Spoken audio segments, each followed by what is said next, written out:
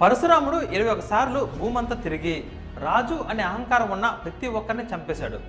రాజులందరూ రాజ్యాలను వదిలేసి చేతులకి గాజులు వేసుకొని కూర్చున్నారు. రాజులు లేని రాజ్యాలు ఏమైపోతాయి? లా అండ్ ఆర్డర్ లేకుండా అయిపోయాయి. కానీ పరశురాముడు తను 21 సార్లు చేసిన దండయాత్రలో కొంతమంది మంచి రాజులను కూడా చూశాడు. ఆ వంశాల్ని ఏమీ చేయలేదు. రాక్షసుల జాతి పడిపోయింది. క్రూర రాజులు ఇక లేరు. భూమంతా చాలా ప్రశాంతంగా అయిపోయింది. అప్పుడు ఒక ముని కోరిక మీద అస్త్ర సన్యాసం తీసుకున్నాడు పరశురాముడు. ప్రపంచమంతా పెరిగిన రాజుల క్రూరత్వాన్ని నాశనం చేయడానికి వచ్చిన ఉగ్రావతారమే పరశురామ అవతారం. చెడ్డ రాజులందరూ చనిపోయారు.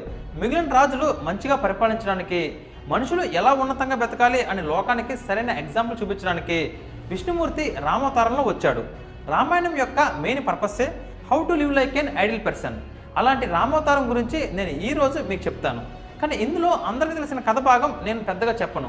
మీలో చాలామందికి తెలియని రామాయణంలోని ఇతర భాగాలు నా కోణంలో చెప్తాను. కొంతమంది రామావతారం కనీసం 2 ఎపిసోడ్లైనా చేయండి అని అడుగుతున్నారు.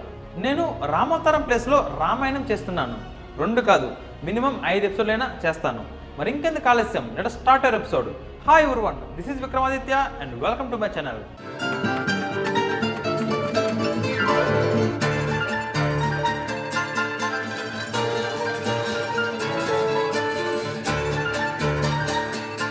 విష్ణువు రామావతారం ద్వారా లోకానికి ఒక ఐడియల్ పర్సన్ని చూపించడం కోసమే కాకుండా వైకుంఠానికి ద్వారపాలకులైన జయ విజయులకి ఒక జన్మ హిరణ్యాక్షుడిగా, హిరణ్యకశిపుడిగా పూర్తయింది. 2వ జన్మ రావణాసురుడిగా, కుంభకర్ణుడిగా పుట్టాలి. ఈ శాపం నెరవేర్చుకోవడానికి కూడా ఈ రామావతారం ఉపయోగపడింది. విష్ణువుకి సంబంధించిన ప్రతి ఒక్కటి మీకు రామావతారంలో కనబడుతుంది. మహావిష్ణువు శ్రీరాముడిగా, ఆదిశేషుడు లక్ష్మణుడిగా, సుదర్శన చక్రం భరతునిగా, శంఖం శత్రుఘ్నుడిగా, లక్ష్మీదేవి సీతమ్మ వారిగా ఈ అవతారాలలో కనబడతారు. అయితే రాముడి పుట్టుక అంత ఈజీగా జరగలేదు. త్రేతాయుగం పూర్తవుతున్న చివరి సమయంలో శ్రావణ కుమారుడు అనే ఒక వ్యక్తి ఉండేవాడు. అతని తల్లిదండ్రులిద్దరూ ముసలివాళ్ళు, అందులో కూడా గుడ్డివాళ్ళు. వాళ్ళని ఎప్పుడు భుజం మీద కావడ వేసుకొని తీసుకెళ్లేవాడు. ఒకరోజు శ్రావణ కుమారుడు నీళ్ళు తీసుకురావడానికి నదికి వెళ్ళాడు. అప్పుడు అతని తల్లిదండ్రులు చాలా బాధపడుతూ, వాడికి మన వల్ల చాలా భారం అయిపోతుంది, వాడికి జీవితం లేకుండా చేస్తున్నాం, మనం వాడిని వదిలేసి ఎక్కడికైనా వెళ్ళిపోతే వాడు సంతోషంగా ఉంటాడు అని అనుకుంటున్న సమయంలో శ్రావణ కుమారుడు వచ్చిన శబ్దం వినిపించి సైలెంట్ అయిపోయారు. అప్పుడు శ్రావణ కుమారుడు కావడ మోస్తూ నడుస్తుంటే తన అమ్మ, ఎవరు నువ్వు నా శ్రావణ కుమారుడు కాదు, శ్రావణ కుమారుడు ఎప్పుడు ఎత్తే ఎత్తు కన్నా 2 అంగుళాలు పైకెత్తి నడుస్తున్నావు, నా కొడుకు ఏడి అని అడిగింది. అప్పుడు ఆ వ్యక్తి, అమ్మ, నేను సూర్యవంశానికి చెందిన దశరథ మహారాజుని, పొరపాటున చెట్లున్న చోట శబ్దం వస్తే జింకేమో అని బాణం వేశాను, కానీ ఆ బాణం మీ కొడుకుకు తగిలింది, తను మీ గురించి చెప్పి అక్కడే చనిపోయాడు అని చెప్పాడు. అది విన్న ఆ తల్లిదండ్రులు కొడుకుని సంతోషంగా ఉంచాలి అని అనుకున్న సమయంలోనే కొడుకు చావు వార్త వినాల్సి వచ్చింది. మేమిప్పుడు ఎంత నరకం అనుభవిస్తున్నామో అలా నువ్వు కూడా పుత్రవాత్సల్యం వల్ల నీ కొడుకు దూరం అయ్యి మరణిస్తావు అని చెప్పించారు. ఒక పక్క బాధగా ఉన్నా మరో పక్క సంతోషంగా ఉన్నాడు దశరథుడు. కొంతమందికి శాపాల వల్ల కొన్ని వరాలు కూడా కలిసి వస్తాయి. అలానే ఈయన కూడా జరిగింది. అదేంటంటే దశరథునికి 3 భార్యలు, కౌసల్య, సుమిత్ర, కైకేయి. కానీ ఎవరికి మగ సంతానం లేదు. నీ కొడుకు నీకు దూరం అయ్యి నువ్వు మరణిస్తావు అనే శాపం నెరవేరాలంటే ముందుగా కొడుకు పుట్టాలి కదా. సో ఈ శాపం వల్ల నా కొడుకు పుడతాడు అని వెళ్ళిపోయాడు. ఇంతలో వశిష్ఠ మహర్షి, ఋష్యశృంగుడు అనే వ్యక్తి ఎక్కడ ఉంటే అక్కడ ప్రకృతి చాలా పర్ఫెక్ట్గా ఉండి ఆ రాజ్యం అంతా సుభిక్షంగా ఉంటుంది. అతనికి అలాంటి శక్తి ఉంది.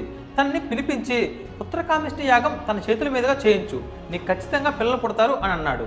ఈ ఋష్యశృంగుడు ఎవరంటే తను ఒక మహర్షి కొడుకు. ఒకరోజు తన తండ్రి తపస్సు చేస్తుండగా ఒక అప్సరస ఆయన చూసి ఇద్దరు ఇష్టపడి కన్న కొడుకే ఋష్యశృంగుడు. కానీ తను పుట్టిన వెంటనే తన తల్లి అతను వదిలి వెళ్ళిపోయింది. దానితో స్త్రీని ద్వేషించడం మొదలుపెట్టిన ఆ తండ్రి ఋష్యశృంగుడికి ఆడది అనే స్పీసీస్ ఉందన్న విషయం తెలియకుండా ఒక అడవిలోనే పెంచాడు. ఈ విషయం తెలుసుకున్న రాజు అతని ఆశ్రమానికి వేశ్యల్ని పంపించాడు. ఆ వేశ్యలు అతని ముందు బట్టలు విప్పేశారు. వాళ్ళని చూసి అతని భయంతో అక్కడి నుండి పారిపోయాడు. కానీ బాడీలో మాత్రం కెమిస్ట్రీ జరిగింది. అప్పుడు తన తండ్రి దగ్గరికి వెళ్ళి వాళ్ళు ఎవరు, వాళ్ళ శరీరాలు ఎందుకని మనలా లేవు అని అడిగాడు. చివరికి తండ్రి వాళ్ళని ఆడవాళ్ళు అని అంటారు అని చెప్పాడు. ఋష్యశృంగుడిని తీసుకువెళ్ళి తన చేత యాగం చేయించాడు దశరథుడు. ఆ యాగం యొక్క హోమగుండం నుండి 2 పాత్రలలో పాయసం వచ్చాయి. మొదటి పాత్రలో ఉన్న పాయసం తాగితే నీతి ధర్మం ఉన్న కొడుకు పుడతాడు, 2వ పాత్రలో ఉన్న పాయసం తాగితే శౌర్యం వీరత్వం ఉన్న కొడుకు పుడతాడు అని చెప్పాడు. అయితే కౌసల్య మొదటి పాత్రలోనిది తాగింది, అందుకే నీతి ధర్మం ఉన్న రాముడు పుట్టాడు. కైకేయి రెండో పాత్రలోని పాయసం తాగింది. అందుకే వీరుడు సూర్యుడైన భరతుడు పుట్టాడు. సుమిత్ర రెండు పాత్రల నుండి కొంచెం కొంచెం తాగింది. ఆమెకి లక్ష్మణుడు శత్రుఘ్నుడు పుట్టారు. రాముడు చిన్నప్పటి నుండి చాలా యాక్టివ్గా ఉండేవాడు. తను చేసే అల్లరిని తట్టుకోవడం చాలా కష్టంగా ఉండేది. కానీ రాముడు అంటే అందరికీ చాలా ఇష్టం. రాముడు పుట్టాడు, మరి తనకి కంపెనీని కూడా పుట్టాలి కదా. అప్పుడే మిథిలి రాజైన జనక మహారాజు ఒకరోజు భూమి పూజ చేసి నాగలతో భూమి దున్నుతుండగా ఒక పెట్టులో దొరికిన చిన్న పాపే సీత. ఇక్కడ నాకొక చిన్న జోక్ గుర్తొచ్చింది. అదేంటంటే, ఒకరోజు రాముడు సీత ఏకాంతంగా ఉన్నప్పుడు ఎక్కడా లేని వింతలు విడ్డూరాలు అయోధ్యలోనే ఉన్నాయి అని సీత అన్నది. అప్పుడు రాముడు ఏంటో ఆ వింతలు అని అడిగాడు. దానికి సీత పాయసం తాగితే పిల్లలు పుట్టడం అనేది అయోధ్యలోనే చూశాను అని అంది.